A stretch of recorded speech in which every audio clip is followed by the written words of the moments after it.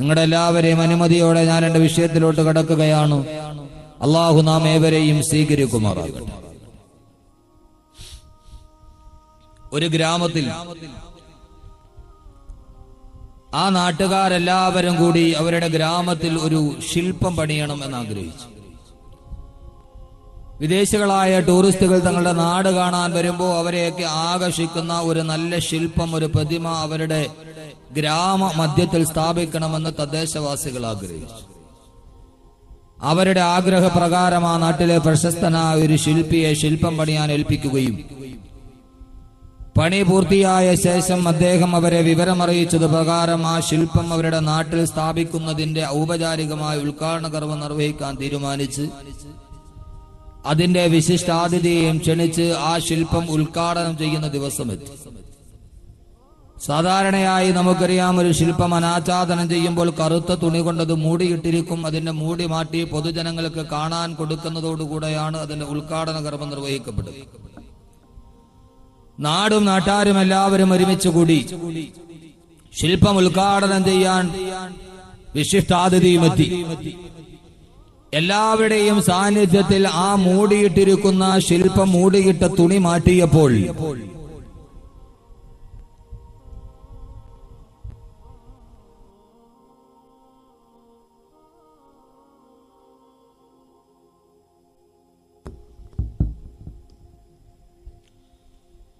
ഉദ്ഘാടന ദിവസം ശില്പം ഉദ്ഘാടനം ചെയ്യുന്നതുമായി ബന്ധപ്പെട്ട് മൂടിയിട്ട ശീല മാറ്റിയപ്പോൾ അവിടെ ഒരുമിച്ച് കൂടി എല്ലാവരും മൂക്കത്ത് വിരൽ വെച്ച് പോയി. കാരണം അത്രയേറെ അശ്ലീലമായിരുന്ന ഒരു ശില്പമായിരുന്നു അദ്ദേഹം കുത്തിവെച്ചത്.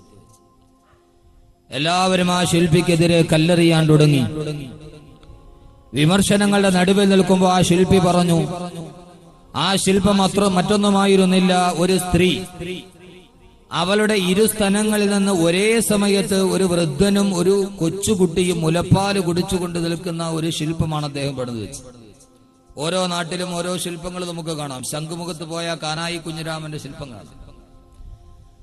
അതേപോലെ ഒരു സ്ത്രീയുടെ ഇരുസ്തനങ്ങളിൽ നിന്ന്, അവളുടെ ഇരുമാറിടങ്ങളിൽ നിന്ന് ഒരു വൃദ്ധനും ഒരു കൊച്ചുകുട്ടിയും ഒരേ സമയത്ത് മുലപ്പാല് കുടിച്ചുകൊണ്ട് നിന്ന് ശില്പം പണിത ശില്പിക്ക് നേരെ ആളുകൾ വിമർശനത്തിന്റെ കൂരമ്പുകൾ അയച്ചപ്പോ സ്ത്രീയെ അപമാനിച്ചു എന്ന വാദഗതിയുമായി ആളുകൾ മുമ്പോട്ട് വന്നപ്പോ ഇപ്പൊ നിയമസഭയിൽ ഏറ്റവും വലിയ പ്രശ്നം ഉണ്ടായിരിക്കുകയാണ്. ഒരു ഭരണപക്ഷ MLA സ്ത്രീത്വത്തെ അപമാനിക്കുന്ന എന്തോ പ്രസ്താവന നടത്തിയെന്ന് ഫ്ലാഷ് ന്യൂസിൽ എഴുതി കാണിക്കുന്നുണ്ട്. ഇങ്ങോട്ട് വന്നപ്പോ എന്താന്ന് ഞാൻ ശ്രദ്ധിച്ചില്ല.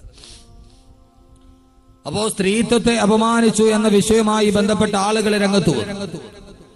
ആ സമയത്ത് അദ്ദേഹം പറഞ്ഞു, പത്ര ഈ ശില്പത്തിലൂടെ ഞാൻ സ്ത്രീത്വത്തെ അപമാനിക്കുകയല്ല, സ്ത്രീ എന്ന് പറഞ്ഞാൽ ആരാണ് എന്ന് ലോകത്തോട് പറയാനാണ് ഞാൻ ഈ ശില്പത്തിലൂടെ ആഗ്രഹിച്ചത്. അദ്ദേഹം പറഞ്ഞു, ഇരുമാറിടങ്ങളിൽ നിന്ന് ഒരു സ്ത്രീയുടെ ഇരുസ്ഥലങ്ങളിൽ നിന്ന് ഒരേ സമയത്ത് ഒരു വൃദ്ധനും ഒരു കൊച്ചു കുഞ്ഞും മുലപ്പാല് കുടിച്ചാൽ അതിന്റെ അർത്ഥം സ്ത്രീ എന്ന് പറഞ്ഞാൽ ഒരേ സമയത്ത് തളർന്നുപോയ തലമുറയെയും വരാനിരിക്കുന്ന വളരുന്ന തലമുറയെയും ഒരേപോലെ ജീവിതത്തിലേക്ക് കൊണ്ടുവരാൻ കഴിയുന്ന ലോകത്തിലെ ഏറ്റവും അപൂർവമായ ഒരു ജന്മമാണ് സ്ത്രീ. വളരുന്ന തലമുറയെയും തളർന്നുപോയ തലമുറയെയും, അതാണ് വൃദ്ധനും കൊച്ചുകുട്ടിയും സൂചിപ്പിക്കുക. അവരെ ലോകത്ത് നിലനിർത്താൻ കഴിയുന്ന പ്രപഞ്ചനാഥനായ ദൈവം തമ്പുരാൻ ലോകത്ത് സൃഷ്ടിച്ച അമൂല്യമായ ഒരു സൃഷ്ടിപ്പാണ് സ്ത്രീ എന്ന് അദ്ദേഹം പറഞ്ഞു. എന്റെ പ്രിയപ്പെട്ട സഹോദരങ്ങളെ, ഖുർആനിലെ സ്ത്രീ എന്ന വിഷയം ചർച്ച ചെയ്യുമ്പോൾ അതിനു മുമ്പ് ലോകം സ്ത്രീക്ക് കൊടുക്കുന്ന നിർവചനം എന്നാണ് നാം അറിയേണ്ടത്. സ്ത്രീ എന്ന ഒരു വിഷയം തന്നെ ഏറ്റവും സങ്കീർണമായൊരു പരാമർശ വിധേയമാണ്. എന്താണ് സ്ത്രീ? ഈ ചോദ്യത്തിന് ഉത്തരം കണ്ടെത്താൻ ഇന്നേവരെ ലോകത്തെല്ലാവർക്കും ഒരു ഏകാഭിപ്രായമില്ല. ആരാണ് സ്ത്രീ എന്ന് ചോദിച്ചാൽ കേൾക്കുന്നവരെല്ലാം പറയുന്ന ഉത്തരങ്ങൾ വിഭിന്നമാണ്. ആരാണ് സ്ത്രീ എന്ന് ചോദിച്ചാൽ പാടിയാലും പാടിയാലും തീരാത്ത കവിതയാണ് സ്ത്രീ എന്ന കവിമാർ. എത്ര എഴുതിയാലും തീരാത്ത പ്രപഞ്ചത്തിന്റെ ഉജ്ജ്വലമായ പ്രമേയമാണ് സ്ത്രീ എന്ന് എഴുത്തുകാർ. എത്ര വരച്ചാലും തീരാത്ത പ്രപഞ്ചത്തിന്റെ സ്നിഗ്ധലയ താളമാണ് സ്ത്രീ എന്ന് ചിത്രകാരന്മാർ. ലോകത്തെല്ലാവരും സ്ത്രീയെക്കുറിച്ച് പറയാൻ മത്സരിക്കുമ്പോ, സ്ത്രീയെക്കുറിച്ച് നിർവചിക്കാൻ മത്സരിക്കുമ്പോ, ആരാണ് സ്ത്രീ എന്ന് പറയാൻ മനുഷ്യന്റെ മുഴുവനും എല്ലാ നാടകങ്ങളുടെയും കേന്ദ്ര കഥാപാത്രം പെണ്ണാണ്. എല്ലാ സീരിയലുകളുടെയും കേന്ദ്ര കഥാപാത്രം പെണ്ണാണ്. എല്ലാ സിനിമകളുടെയും ഇതിവൃത്തം പെണ്ണിന്റെ കണ്ണുനീരാണ്. ലോകം പറഞ്ഞ് പെണ്ണിനെ എവിടം വരെ എത്തിച്ചു എന്ന് ചോദിച്ചാൽ, മാർക്കറ്റിൽ 30 പൈസ പോലും വിലയില്ലാത്തൊരു തീപ്പെട്ടി ഏതെങ്കിലും ഒരു പുരുഷൻ വാങ്ങിക്കണമെങ്കിൽ അതിന്റെ മുകൾ ഭാഗത്ത് പാതി വസ്ത്രമെടുത്ത ഒരു പെണ്ണിന്റെ ചിത്രം വേണമെന്ന് പറയുന്ന ഉപഭോഗ ബോധത്തിലേക്ക് ലോകം പെണ്ണിനെ വിൽപ്പന ചരക്കാക്കി മാറ്റിക്കഴിഞ്ഞു. നാൽക്കവലകളിലെ പരസ്യപ്പലകകളിൽ അർദ്ധനാരി ഉണ്ടെങ്കിൽ അവരുടെ സെൻസേഷനുകൾ കൂടുകയുള്ളൂ എന്ന് പറയുന്ന ലോകത്തിന്റെ ഏറ്റവും വലിയ വിൽപ്പന ചരക്കാക്കി ലോകം മാറ്റിയത് പെണ്ണിനെയാണ്. ആ പെണ്ണ് എന്ന് പറയുന്ന എല്ലാവരാലും അവമതിക്കപ്പെടുന്ന, എവിടെയും പീഡിപ്പിക്കപ്പെടുന്ന, എവിടെയും സമൂഹത്തിന്റെ പാർശ്വഭാഗത്തേക്ക് മാറ്റിവെക്കപ്പെടുന്ന, ലോകത്തിലെ ഏറ്റവും വലിയ അല്ലാഹു സുബ്ഹാനഹു വ തആല സൃഷ്ടിച്ച സങ്കീർണതകളിൽ സങ്കീർണ നിറഞ്ഞ ഒരു പൂരണമില്ലാത്ത സമസ്യ പോലെ അള്ളാഹുവിന്റെ പ്രവാചകൻ പോലും പറഞ്ഞ സ്ത്രീ യഥാർത്ഥ നിർവചനം എന്താണ് നാം അറിയേണ്ടതുണ്ട്. ഇൻഷാ അല്ലാഹ് ഖുർആൻ സ്ത്രീയെ കുറിച്ച് എന്ത് പറയുന്നു എന്നതാണ് നമ്മുടെ ഇന്നത്തെ വിഷയം. വളരെ പ്രധാനപ്പെട്ട ഒരു വിഷയം എന്റെ പ്രിയപ്പെട്ട സഹോദരങ്ങളെ ശ്രദ്ധയോടെ കേട്ടിരിക്കണം. അള്ളാഹു നമ്മുടെ ജീവിതത്തിൽ ഇത് പ്രയോജനം ചെയ്യുന്ന കേൾവിയാക്കി തീർക്കുമാറാകട്ടെ. എല്ലാവരും സ്ത്രീകളെ കുറിച്ച് വളരെ വാചാലമായി പറയുന്നുണ്ട്. യഥാർത്ഥ സ്ത്രീ ആരാണ്? സ്ത്രീ 1-ാം ദിവസം അതിഥിയും 2-ാം ദിവസം ഭാര്യയും 3-ാം ദിവസം ഭാരവുമാണ് എന്ന് പറഞ്ഞത് ബെഞ്ചമിൻ ഫ്രാങ്ക്ലിനാണ്. ബെഞ്ചമിൻ ഫ്രാങ്ക്ലിന്റെ അഭിപ്രായ പ്രകാരം സ്ത്രീ 1-ാം ദിവസം അതിഥി, 2-ാം ദിവസം ഭാര്യ, 3-ാം ദിവസം ശല്യമാണ്. പട്ടിയെയും സ്ത്രീയെയും എത്രത്തോളം തല്ലാമോ അത്രത്തോളം നിങ്ങൾ തല്ലണമെന്ന് പറഞ്ഞത് കെല്ലറാണ്. ലോകത്ത് എത്രയെത്രയോ ആളുകൾ സ്ത്രീയെ കുറിച്ച് നിർവചനം പറഞ്ഞാൽ തന്നെ നാവുകൾ മാറുകയില്ല. ലോകത്തെല്ലാവരും സ്ത്രീയെ കുറിച്ച് വളരെ വിശാലമായി തന്നെ പറഞ്ഞിട്ടുണ്ട്. എത്ര നാരീസ്തു പൂജ്യന്തേ രമന്തേ തത്ര ദേവത.